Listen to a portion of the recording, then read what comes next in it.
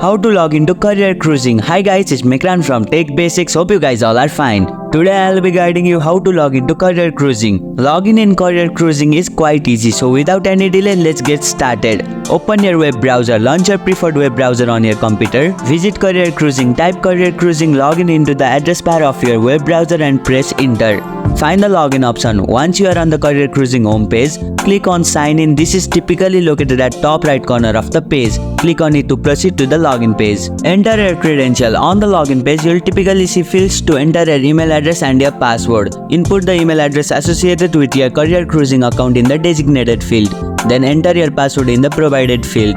If you have forgotten your password or username, click on forgot your password or username. Click on sign in. After entering your credential, click on sign in button to proceed. Verify if necessary. Depending on your account setting, you may need to complete a verification step. This could involve entering a verification code sent to your email or phone number. Access your account. If the credentials you provide are correct, you will be logged into Career Cruising account. You should now have access to your account dashboard where you can view portfolio, update your profile and perform other relevant action. That's it, you have logged in successfully.